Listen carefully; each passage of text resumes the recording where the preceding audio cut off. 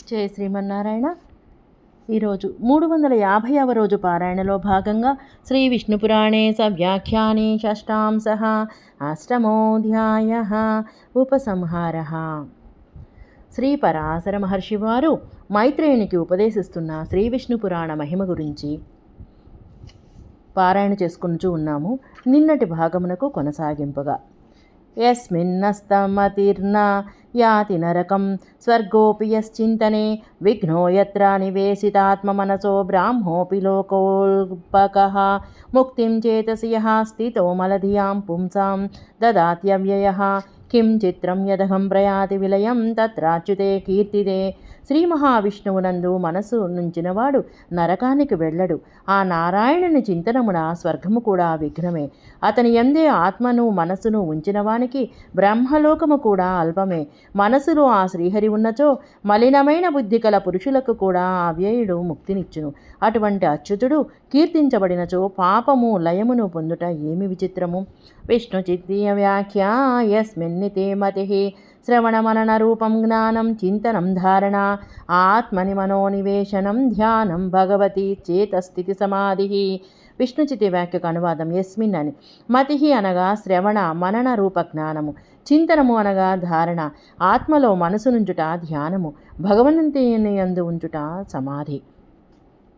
యజ్ఞైర్యజ్ఞ విదో యజంతి సతతం యజ్ఞేశ్వరం కర్మిణో యం వై బ్రహ్మమయం పరావరమయం ధ్యాయంతి చ జ్ఞానినః యం సంచిత్య న జాయతే న మ్రియతే నో వర్ధతే హీయతే నైవాసన్న చ సద్భవత్యతి తతః కిం వా హరేః శ్రూయతాం.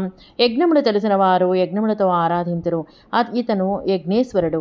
కర్మలను ఆచరించువారు యజ్ఞేశ్వరుని ఆరాధింతురు. ఇక జ్ఞానులు పరావరమయుడు బ్రహ్మమయుడు అయిన వారిని ధ్యానము చేతురు.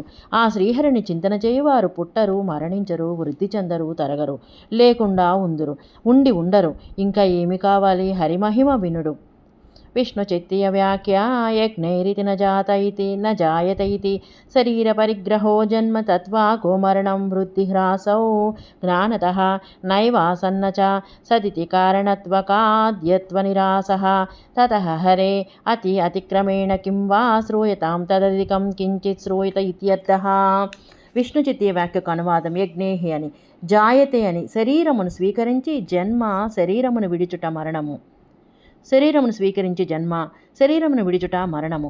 వృద్ధిహాసములు జ్ఞానమునకు, నైవాసన్ సచ సన్నిధి కారణత్వ కార్యత్వ నిరాసము. తతః అందువలన హరిని అతిక్రమించి ఇంకా ఏ వినాలి? అతని కంటే అధికముగా వినవలసినది ఏ కొంచెమూ లేదు అని అర్థము. కవ్యం యః పితృరూప దృగ్విధిహుతం హవ్యం చ భుంక్తే విభుః దేవత్వే భగవాన్ అనాదినిధనః స్వాహా స్వదా సంజ్ఞితే యస్మిన్ బ్రహ్మణి సర్వశక్తినిలయే మానాని నోమానినాం నిష్ఠాయై ప్రభవంతి హంతి కలుషం శ్రోత్రం సయాతో హరిః. ఆ శ్రీ మహావిష్ణువే పితృరూపమును ధరించి కవ్యమును భుజించును.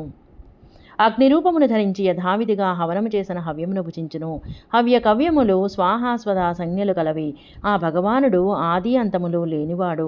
సర్వశక్తులకు నిలయమైన ఆ పరబ్రహ్మకు ప్రమాణము కలవారికి ప్రమాణములు నిష్ఠకు అనగా పరిచ్ఛేదమునకు సరిపోవు. శ్రీహరి నామము చెవిలో పడిన ఆ శ్రీహరి సకల కలుషమును నశింపచేయును. విష్ణు చిత్తీయ వ్యాఖ్య స్వనామాది ద్వారా హరిరేవ శ్రోతవ్య ఇత్యాహ కవ్యమితే మానినాం ప్రమాణవతాం మానాని నిష్ఠాయై పరిచ్ఛేదాయ న ప్రభవంతి న సమర్థాని భవంతి. విష్ణు చిత్తి వ్యాఖ్య అనువాదం. స్వనామాది ద్వారా శ్రీహరియే వినదగినవాడు అనుచున్నారు. కవ్యం అని మానినామనగా ప్రమాణము కలవారికి ప్రమాణముల నిష్ఠాయే అనగా పరిచ్ఛేదమునకు అనగా కొలతకు న ప్రభవంతి సమర్థములు కావు. నాంతోస్తి యస్య న చ యస్య సముద్భవోస్తి వృద్ధిర్నయస్య పరిణామ వివర్జితస్య నా పక్షీయం చ సముపైత్యక వికారీ వస్తు యస్తం నతోస్మి పురుషోత్తమమీ సన్నివిజ్యం. అంతము లేదు, ఆది అనగా పుట్టుక లేదు, పరిణామము లేని ఆ శ్రీహరికి వృద్ధి లేదు, అపక్షయమును పొందడు, వికారము లేని వస్తువు అతడు. అటువంటి పురుషోత్తముని ఈశుని స్తుతించదగిన వారిని నమస్కరించుచున్నాను. విష్ణు చిత్తీయ వ్యాఖ్య అధశాస్త్రం సమాపైష్యన్నీశ్వర పురుష ప్రధాన వ్యక్తాని మంగళాయ ప్రణమితి నాంతోస్తిత్వాది చతుర్భిః శ్రుతిः नान्तोऽस्तीति तत्रायं प्रथमश्लोकः शुभाश्रयत्वेनोक्ता दिव्यविग्रहविशिष्टेश्वरविषयः कालोऽपि స్వరేంతభూతః. విష్ణు చిత్య వ్యాఖ్యానవాదం. ఇక శాస్త్రమును సమాపనము చేయుచు ఈశ్వర పరుష ప్రధాన వ్యక్తములను నమస్కరించుచున్నాడు. మంగళము కొరకు నాంతోస్తి ఇత్యాది 4 శ్లోకములతో నాంతోస్తి అని. ఆ 4ంటిలో ఇది మొదటి శ్లోకము. శుభాశ్రయముగా చెప్పిన దివ్య విగ్రహ విశిష్టమైన ఈశ్వర విషయము. కాలము కూడా ఈశ్వరునిలోనే అంతర్భవించినది. సశేషము. జై శ్రీమన్నారాయణ.